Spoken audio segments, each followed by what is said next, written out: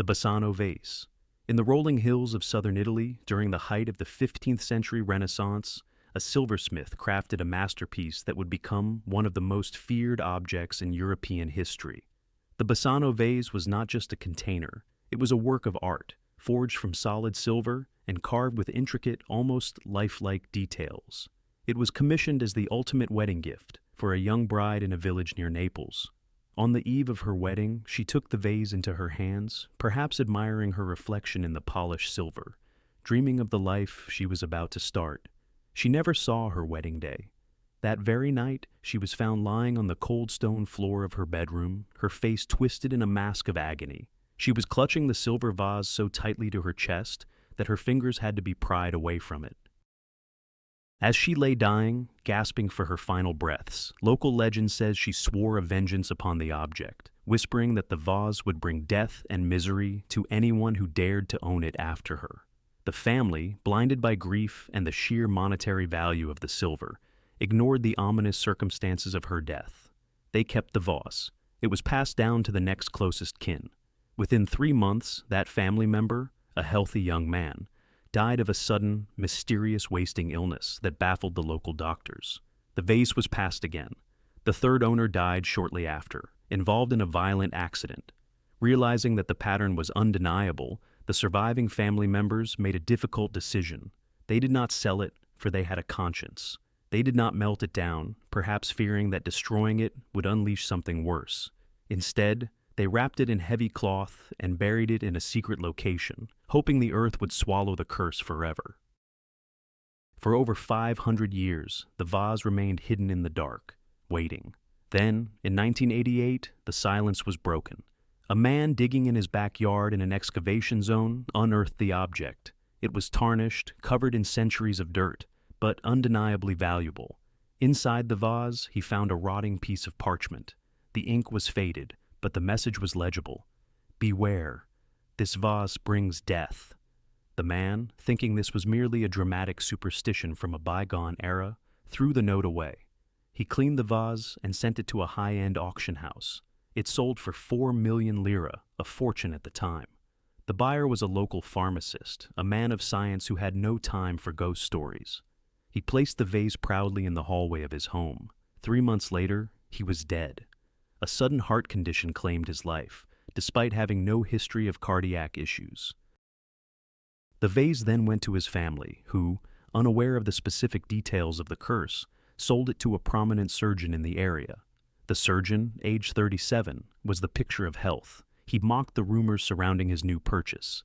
2 months later, he died of a respiratory failure that came on so quickly he didn't even make it to the hospital. The vase was sold again, this time to an archaeologist who collected Renaissance artifacts. If anyone could handle the weight of history, it was him. He bought it for his private collection. 3 months later, he contracted a strange, unknown infection that caused his organs to shut down one by one. He died in agony. By now, the vase had a reputation. It was sold to a fourth family who tried to make it work. But within weeks, they began seeing shadows in their home. Sickness befell the youngest members of the family. In a fit of terror, realizing the stories were true, they took the vase to the balcony of their second-story apartment and threw it out the window. It crashed onto the street below, denting heavily but refusing to break. A police officer approached the family, intending to fine them for littering and dangerous behavior. The family refused to come downstairs. They screamed from the balcony, offering the officer money just to take the vase away, to bury it, to destroy it, anything but bringing it back inside their home. The Italian police accepted custody of the vase, but here is where the story goes cold. No museum would take it. No private collector wanted it. The police, realizing they were holding a ticking time bomb, reportedly buried the vase in a lead box in an undisclosed cemetery, burying it deep enough that no metal detector would ever find it again. The little bastard. James Dean was the symbol of cool rebellion in the 1950s, and he loved speed.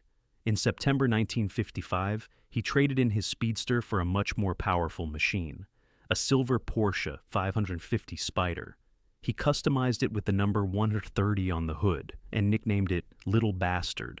On September 23, 1955, Dean was showing off the car outside a restaurant in Los Angeles. He ran into fellow actor Alec Guinness, the man who would later play Obi-Wan Kenobi. Dean was excited, bouncing with energy, urging Guinness to look at the engineering. Guinness walked around the car, and a sudden dark feeling washed over him, a premonition so strong it made him nauseous. He grabbed Dean by the arm, looked him in the eye, and said, "Please, never get in this car. If you get in that car, you will be found dead in it by this time next week." Dean laughed it off. 7 days later, on September 30th, James Dean was driving the Spider to a race in Salinas, California. At 5:45 p.m., a Ford Tudor pulled out in front of him. Dean slammed into it at high speed. His neck was snapped, and he died instantly. The prophecy was fulfilled, but while Dean was dead, the car was just getting started. The wreckage of the Porsche was purchased by George Barris, the famous car customizer who had built the Batmobile. He planned to strip it for parts to sell to other racers. As the car was being unloaded from the tow truck at Barris's shop, the chains holding it suddenly snapped. The car fell, landing directly on the legs of a mechanic. The sheer weight of the engine crushed his legs, leaving him crippled for life. Barris, spooked but a businessman, began selling the parts anyway. He sold the engine to Troy McHenry, a doctor and amateur racer. He sold the transmission to another racer, William Eschrid. Both men put the parts into their own race cars for an upcoming event at the Pomona Fairgrounds. On October 21st, 1956, both men started the race. It was a massacre. Mid-race, William Eschrid's car, containing the transmission from the little bastard, suddenly locked up at high speed. The car flipped, rolling several times, and leaving Eschrid with severe, life-altering injuries. At the exact same moment on the track, Troy McHenry, driving with Dean's engine, lost control. His car slammed into a tree, killing him instantly. The parts of the little bastard had reunited to claim another life. The curse didn't stop there. Barris still had 2 tires left from the Porsche. He sold them to a young man in New York. A week later, the man was driving when both tires blew out simultaneously, a statistical impossibility. The car careened off the road and into a ditch. The driver survived, but spent weeks in critical condition. Barris decided the car was too dangerous to sell. He allowed the California Highway Patrol to use the twisted chassis as a traveling safety exhibit to warn teenagers about the dangers of speeding. The exhibit itself became a hazard. First, the garage housing the car burned to the ground. Every single car inside was incinerated, melted down to the frame, except for the little bastard. It sat amidst the ashes, virtually untouched by the flames, gleaming in the soot. Later, while the car was on display at a high school in Sacramento, the bolts holding it down snapped without warning. The car rolled off the display stand and landed on the hip of a 15-year-old student, crushing his pelvis. Finally, in 1960, the car was being transported from Miami to Los Angeles on a flatbed truck. The driver of the truck was involved in a traffic accident. He was thrown from the cab of the truck onto the asphalt. As he lay there, injured but alive, the little bastard broke loose from its strappings. It fell off the back of the truck and landed directly on top of the driver, crushing him to death. Shortly after this final kill, the car was loaded into a sealed boxcar on a train to be sent back to Barris. When the train arrived in Los Angeles, the seal was still intact. But when they opened the container, the car was gone. It had vanished into thin air. To this day, the location of the little bastard is unknown. Some say it was stolen. Others believe it simply ceased to exist. Its appetite for destruction finally sated. The woman from Lem.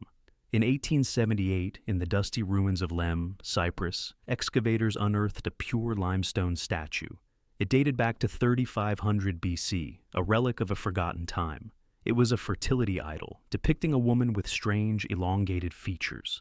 It seemed primitive, harmless. But the locals warned the British excavators not to take it. They whispered that it was not a fertility idol at all, but the goddess of death. The first recorded owner was Lord Elfont, a British aristocrat who brought the statue home to his estate with pride. Within 6 years, all 7 members of the Elfont family were dead. There was no fire, no single accident, just a string of mysterious illnesses, freak occurrences, and sudden heart failures that wiped out the entire bloodline. The estate and its contents were auctioned off to pay debts. The next owner was Ivor Minucci, a wealthy man with a large, thriving family. Within 4 years, he was dead. His His wife was dead. His children were dead. The Minucci line was extinguished completely. The statue moved on, unbothered. It was acquired by Lord Thompson Noel. The pattern accelerated. Within just a few years, his entire family perished in a series of tragic accidents. By the time it reached Sir Alan Beaverbrook, the curse was legendary, but Sir Alan was a rational man of the modern age. He displayed the statue prominently in his home. First, his wife died suddenly of a brain aneurysm. Then his two daughters succumbed to a rapid illness. Then Sir Alan himself died. The only survivors were his two sons. They stood in the empty house, surrounded by the silence of their dead relatives, and looked at the limestone woman. They realized they were next. Terrified, the sons refused to keep the statue, but they also refused to sell it, fearing they would just pass the death sentence to another innocent family. They decided to donate it to the Royal Scottish Museum in Edinburgh. You might think the curse would end in a public institution, surrounded by glass and guards. You would be wrong. Shortly after the statue was crated and handled by the museum's section chief, the man died suddenly of a massive heart attack while sitting at his desk. The museum directors made a decision. The woman from Lem was placed inside a thick reinforced glass case. It is currently listed as Artifact 1880 73.2. The museum staff are reportedly forbidden from opening the case or handling the object directly. It sits there today staring out at tourists with its blank limestone eyes, safely behind glass, the only thing keeping it from killing again. The hands resist him. In February 2000, a listing appeared on eBay that would become the first true horror legend of the internet age. It wasn't for a haunted doll or a Ouija board, but for a painting. The title was, "The Hands Resist Him." The artwork depicts a young boy with a strange, grim expression standing next to a life-size doll. The doll has no eyes, only hollow sockets. Behind them is a glass door, and pressed against the glass are countless small, disembodied hands clawing to get in. The sellers, a couple from California, wrote a terrified disclaimer in the item description. They claimed they had found the painting abandoned behind an old brewery. Thinking it was an interesting piece of kitsch, they took it home and hung it in their 4-year-old daughter's room. Shortly after, the girl began running into their bedroom at night, screaming that the children in the picture were fighting and that the boy had come into the room. To prove her wrong and settle her fears, the father set up a motion-triggered camera in the room for 3 nights. The photos he uploaded to eBay were chilling. They appeared to show the boy in the painting physically exiting the frame and the doll lifting a strange object that looked like a gun or a battery threateningly toward the boy. The couple wanted the painting out of their house immediately. As the auction circulated online, the reaction was visceral. The listing received over 30,000 views. People who simply looked at the image on their computer screens began reporting adverse reactions. Emails poured into the seller. People claimed they felt sudden waves of nausea, dizziness, and irrational terror. Others said they blacked out at their desks. Some reported that their new computer monitors exploded, or that they heard screaming coming from their speakers when the image was on screen. The painting was eventually bought by Kim Smith, a gallery owner in Grand Rapids, Michigan, for $1,025. Smith began researching its history. He found the artist, Bill Stoneham, who had painted it in 1972. Stoneham was surprised by the controversy. He explained that the boy was himself at age 5. The door represented the dividing line between the waking world and the world of fantasy. The hands were other lives or possibilities. But then, Stoneham revealed a darker detail that the internet sleuths hadn't known. The first art critic to review the painting, a man from the Los Angeles Times, died within a year of seeing it. The gallery owner who first displayed it also died within a year. The actor John Marley, who bought the painting initially, died during open-heart surgery shortly after acquiring it. Today, the painting sits in the storage facility of the Perception Gallery in Grand Rapids. Kim Smith claims that despite the stories, he has never been harmed by it. However, he refuses to hang it in his home. He reports that roughly once a month, he receives an email from someone offering to fly to Michigan to perform an exorcism on the artwork.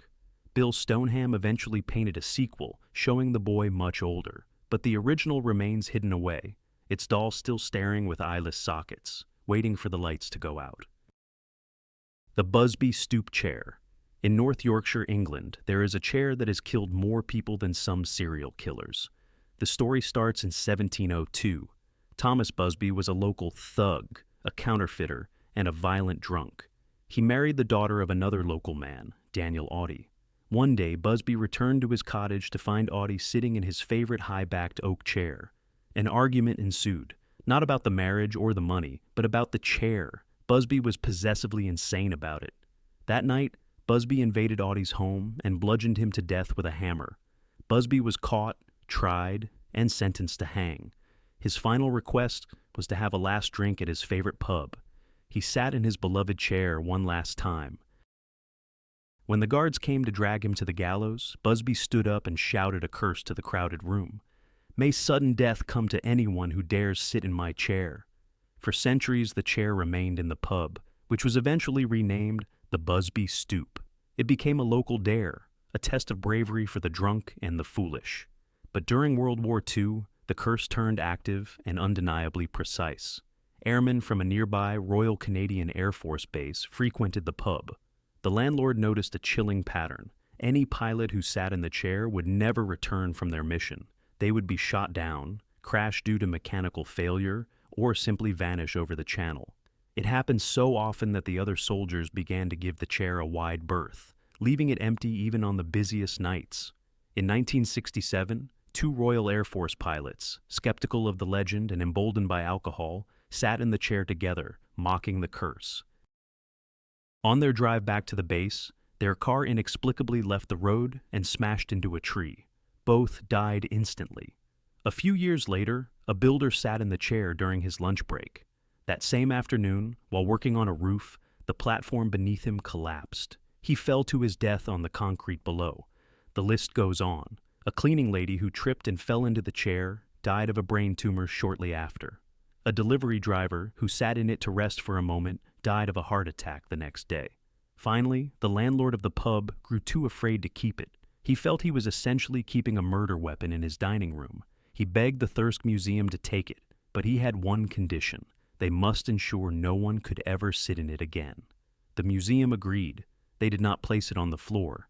Instead, they hung the chair 5 feet up on the wall. It remains there today, suspended in the air. Beside it is a sign explaining its history. Visitors can look, but they cannot touch. The museum staff dust it carefully, ensuring they never place their weight upon the seat, for fear that Thomas Busby is still watching, waiting to claim his next victim. The Black Orloff Diamond. Diamonds are forever, but for owners of the Black Orloff, forever is a very short time. This 67-carat black diamond, which seems to absorb the light around it rather than reflecting it, was originally known as the Eye of Brahma. It resided in a shrine in Pondicherry, India, serving as one of the eyes of a statue of the Hindu god of creation. In the 19th century, a traveling monk, or perhaps a thief disguised as one, pried the diamond from the statue's face. The temple priests, discovering the desecration, placed a curse on the stone. Whoever possessed it would suffer a violent end. The diamond found its way to the west, leaving a trail of bad luck in its wake. In 1932, it was in the hands of J.W. Paris, a diamond dealer in New York City. He was successful, wealthy, and had everything to live for. Within months of acquiring the Black Orloff, he became paranoid and anxious. On April 7, 1932, he climbed to the top of a Manhattan skyscraper and jumped to his death. It was the first recorded suicide linked to the stone. The diamond then traveled to Europe. It came into the possession of 2 Russian princesses, Princess Nadia Vyagin-Orlov, from whom it gets its name, and Princess Leonila Galitzine-Baryatinsky. In 1947, the curse struck them both. Princess Leonila jumped to her death from a building in Rome. Less than a month later, Princess Nadia, who was living in Rome but did not know Leonila personally, also committed suicide, jumping from a building in the city center. 2 Russian princesses, same city, same month, same method of death, same diamond.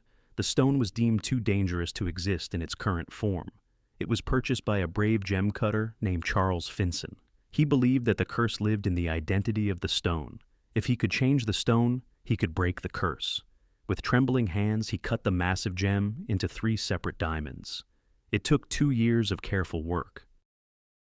Since the cutting, there have been no reported suicides. The pieces have been sold to private collectors who remain anonymous. But many gemologists refuse to handle the fragments, believing that while the diamond is smaller, the darkness inside it remains concentrated. The Crying Boy. In the 1950s, an Italian artist named Giovanni Bragolin painted a series of portraits of tearful orphans. They were kitschy, emotional, and incredibly popular. By the 1980s, you could find a mass-produced print of The Crying Boy in thousands of working-class homes across the United Kingdom. But in 1985, a strange pattern emerged that turned the painting into a national pariah. A firefighter in Yorkshire spoke to a reporter from the Sun newspaper. He claimed that his brigade had attended dozens of house fires where everything was incinerated: furniture, curtains, family photos. Everything turned to ash. Except for one thing: lying face up in the rubble, untouched by the flames, would be a print of the Crying Boy. The story exploded. The Sun ran a headline: "Blazing Curse of the Crying Boy." Suddenly, hundreds of readers wrote in with similar stories. One woman from London claimed she bought the painting, and the next day her frying pan burst into flames, burning down her kitchen. Another family reported that 6 months after hanging the painting, their house burned down due to a faulty electrical wire. The painting was found on the floor, picture perfect, while the wallpaper behind it had been scorched black. One particularly terrifying account came from a pizza parlor owner. He had the painting on his wall. His restaurant burned down. He rebuilt it and hung the painting up again. It burned down again. Panic swept the nation. People believed the painting was a portal for fire spirits. The hysteria reached such a fever pitch that the Sun organized massive bonfires. People mailed in their copies of the painting, and on Halloween night, thousands of Crying Boy prints were burned in a pile, supervised by the fire brigade. Skeptics eventually offered a solution. The prints were made on high-density hardboard that had been treated with a fire-retardant varnish. This is why they survived the fires. They were simply harder to burn than curtains or wood. But that didn't explain why the fires started in the first place. Researchers digging into the artist's history found a local legend. They claimed the model for the boy was an orphan named Don Bonillo, whose parents had died in a fire. The boy was nicknamed Diablo, the devil, by locals, because everywhere he went, fires seemed to start mysteriously. Did the artist capture the boy's pyrokinesis in the paint? Or was it just a coincidence fueled by mass hysteria? The Dybbuk box. This is perhaps the most famous cursed object of the 21st century, inspiring the movie The Possession. It is a simple wine cabinet, but inside it lives a nightmare. The story broke in 2001 when Kevin Mannis, an Oregon antique refinisher, attended an estate sale. The item was a wine cabinet belonging to a deceased 103-year-old Holocaust survivor. Her granddaughter told Mannis, "My grandmother always kept this box shut. She said a Dybbuk, a malicious spirit, lived inside it." Mannis bought it anyway. He took it to his shop and placed it in the basement. Within an hour, he received a call from his salesperson. She was screaming. She claimed the lights had shattered, the security gates had locked themselves, and she heard swearing coming from the basement. When Mannis arrived, the shop reeked of cat urine, a smell often associated with demonic activity. But there were no animals. Mannis decided to clean the box. Inside, he found strange items: 2 1920s pennies, a lock of blonde hair, a lock of brown hair, a small golden goblet, and a piece of granite engraved with the Hebrew word shalom. He gave the box to his mother for her birthday. 5 minutes after receiving it, she suffered a massive stroke. As she was being loaded into the ambulance, she lost the ability to speak, but she managed to spell out one word with her eyes to her son: Hategift. Mannis began having recurring nightmares of an old hag beating him. He would wake up with physical bruises on his body. He sold the box to a student named Iosif. Iosif began losing his hair in clumps. He smelled jasmine flowers and rotting meat in his apartment. He saw shadows in his peripheral vision. Iosif sold it to Jason Haxton, a museum director. Haxton's health deteriorated rapidly. He developed hives, coughed up blood, and suffered from temporary blindness. Haxton, fearing for his life, contacted Jewish rabbis to perform a ritual to seal the Dybbuk back into the box. He then hid the box in a secret gold-lined ark, gold is believed to insulate spirit energy, and buried it. However, it resurfaced years later. It was bought by Zach Bagans for his haunted museum in Las Vegas. Recently, the rapper Post Malone visited the museum. He was in the room when the box was opened. Shortly after, his private jet was forced to make an emergency landing after tires blew out. His house was broken into by armed robbers, and he was involved in a serious car accident. The Dybbuk, it seems, does not like celebrities. The Ring of Silvianus. We all know the story of the Lord of the Rings, a golden ring that carries a dark curse. But most people don't know that J.R.R. Tolkien didn't just make it up. He based it on a real archaeological artifact. In 1785, a farmer plowing a field in Hampshire, England, found a heavy gold ring. It was Roman, large enough to fit only a thumb or a gloved finger. It was inscribed with a strange design and the Latin words Senicianus, live well in God. Decades later, at a different site 100 miles away, the ruins of a Roman temple dedicated to the god Nodens, archaeologists found a lead curse tablet. The tablet told a story. A Roman named Silvianus had lost his ring. He believed it was stolen by a man named Senicianus. Silvianus wrote a curse on the tablet. Among those who bear the name of Senicianus, to none grant health until he bring back the ring to the temple of Nodens. In 1929, archaeologist Sir Mortimer Wheeler was trying to connect the ring found in the field to the curse tablet found in the temple. He needed an expert in etymology and history. He called a professor from Oxford University, J.R.R. Tolkien. Tolkien spent months studying the Ring of Silvianus and the curse associated with it. He visited the temple site, which locals called Dwarf's Hill. 2 years after studying this cursed gold ring, Tolkien sat down and wrote the first line of The Hobbit. The real ring is not lost in a volcano. It resides in the Vine, a National Trust property in England. It sits in a rotating display case. While it doesn't grant invisibility, visitors and staff have reported strange sensations near it. A feeling of heaviness, a sudden drop in temperature, a sense of being watched. Is it just the power of suggestion from the movies? Or does the grudge of Silvianus, a man who invoked a god to destroy a thief 1,600 years ago, still linger in the gold? The Iceman's artifacts. In September 1991, 2 German hikers, Helmut and Erika Simon, were taking a shortcut across the Ötztal Alps on the Austrian-Italian border. They saw something brown sticking out of the ice. They thought it was a discarded doll. It was a human body.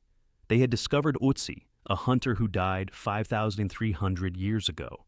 It was one of the greatest archaeological finds in history. But Ötzi was not alone. He was found with a copper axe, a quiver of arrows, and a strange unfinished bow. And, according to legend, he was found with a curse. Disturbing the dead has consequences. Just like the opening of King Tut's tomb, the recovery of Ötzi triggered a chain reaction of death that is statistically baffling. There were 7 people most closely associated with the discovery and recovery of the Iceman. All 7 died prematurely. Rainer Henn was the forensic pathologist who picked up Ötzi with his bare hands to place him in a body bag. 1 year later, he was driving to a conference to present his findings on the Iceman. He died in a horrific head-on car collision. Kurt Fritz was the mountain guide who led the helicopter team to the body and uncovered Ötzi's face. He was an expert climber who knew the Alps better than anyone. Shortly after the discovery, he was caught in an avalanche in a safe area he knew well. He was the only member of his party to die.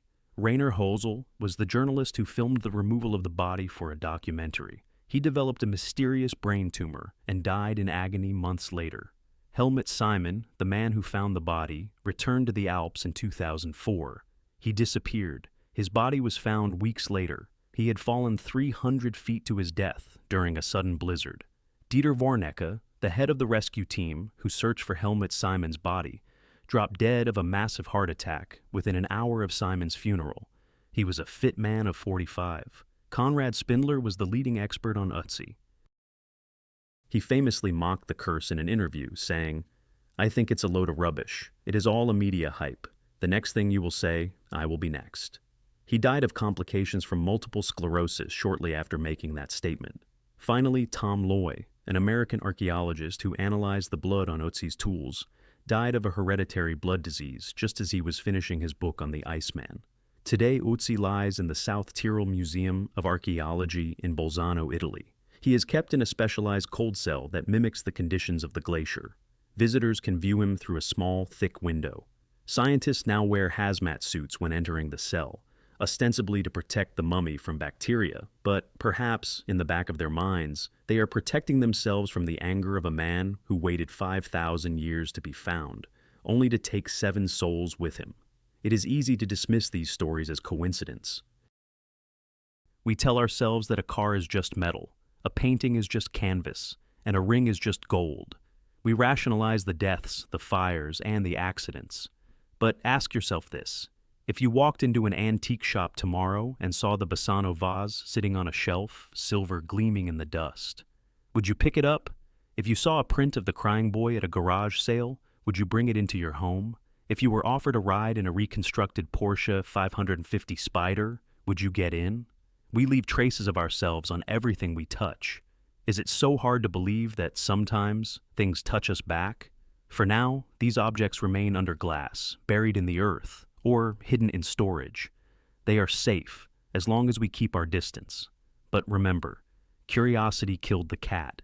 And as these stories prove, it can kill much more than that.